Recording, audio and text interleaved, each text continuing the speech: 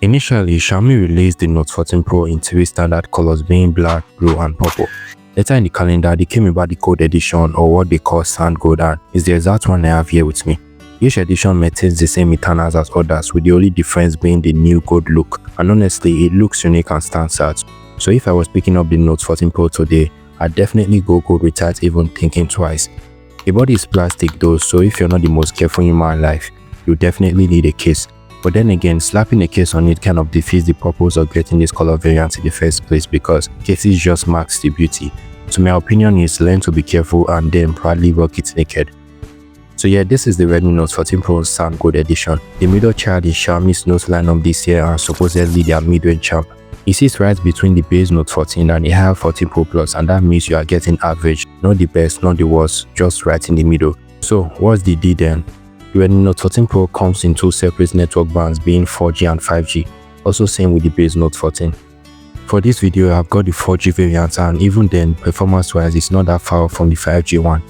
The chipsets are mostly on par for operations, the real difference is just on the network connectivity.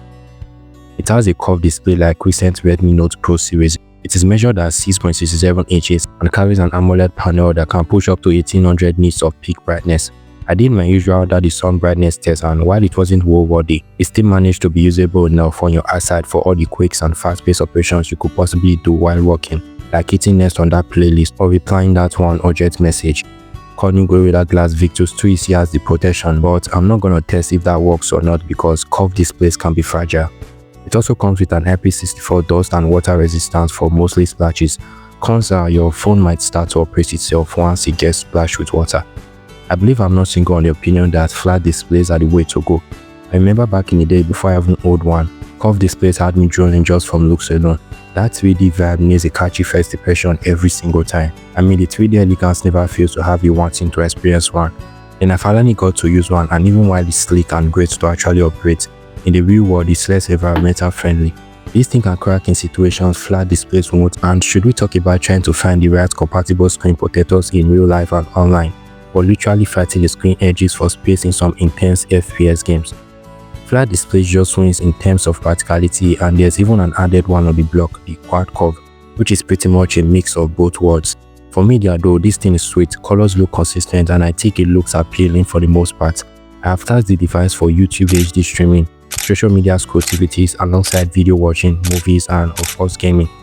Gaming is where things get missed and isn't quite as much of a visual luxury as other things you would do on this display. I have some games as I don't have the freedom to test the entire Play Store library.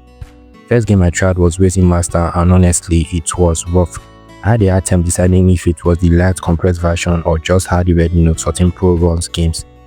On my Redmi GT7 I could run it at a glorious 60 FPS, and I was pretty obsessed with this game on my GT7, and guess one thing that got me hooked? Of course it was the incredible graphics. For the Note 14 Pro I am restricted to just 30 FPS, which isn't the issue. Both phones definitely are miles apart on the performance gap, but is that enough to entirely mess up the visual appeal of a game? I literally stopped playing the game on this phone just so I wouldn't throw my love for it. In terms of display graphics, it holds up okay for other game titles like the very popular Call of Duty Mobile. Same goes for other similar FPS like PUBG and Bloodstrike.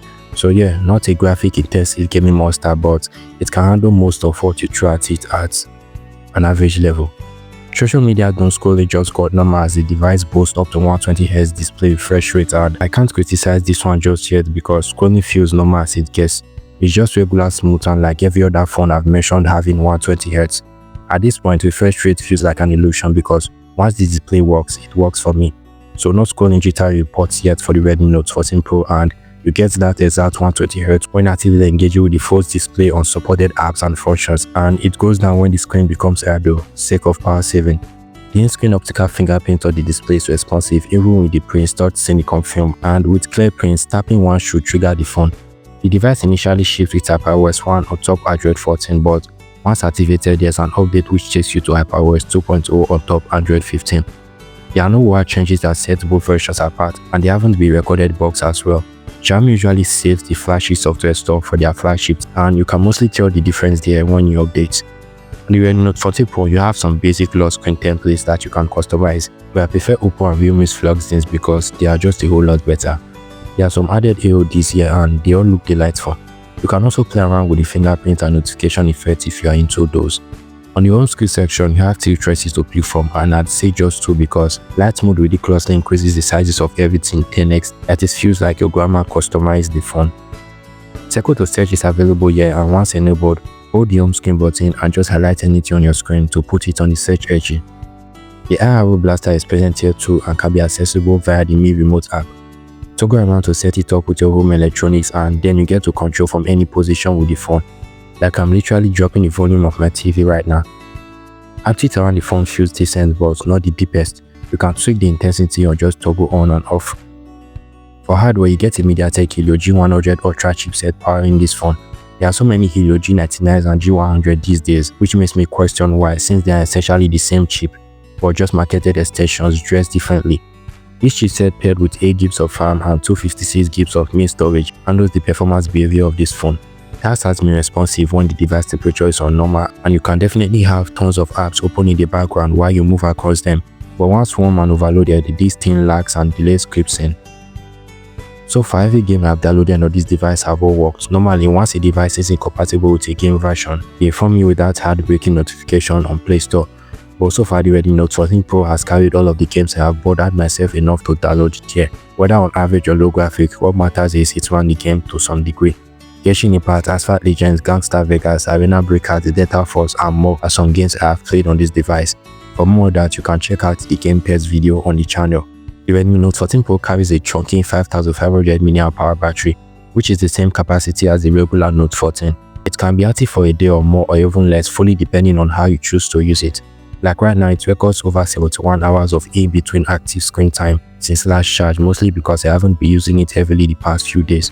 So if you happen to be a hardcore user, the 45W charging capability here will take you to a maximum battery in a little over an hour. I also have a charging test for that as well, which you can go watch. Now cameras, here is where I'm less hyped. The cameras on the Note 14 Pro aren't very impressive, but they will do for anyone who doesn't care to ask so much. We get pretty standard specifications even for these huge glorified camera bombs. One is the 200 megapixel main sensor, the other is the 8 megapixel ultra-wide sensor, and the third is the filler 2 megapixel macro sensor, which all I think it does at this point is occupy space and make the bomb look busier. You may be wondering about the fourth circle. Well, that's the flashlight. For the front-facing camera, it's 32 megapixel and up to 1080p 30fps video recording, and on the rear camera, video recording tops at 1080p 60fps. Shots with the main camera can be hit or miss because they are sometimes out of focus and overexposed in daylight weather conditions, and that's why none of these sunflower clicks turned out well. But in camera scenes, you get good results with some nice dynamic range. The one thing I can say I love about this camera is the 200 megapixel mode, and by that it means you can zoom crazy depth into your photos without sacrificing pixels. It's also capable of a max 20Hz digital zoom, which does reach pretty far, but don't expect sharp quality as the lack of telephoto shows here.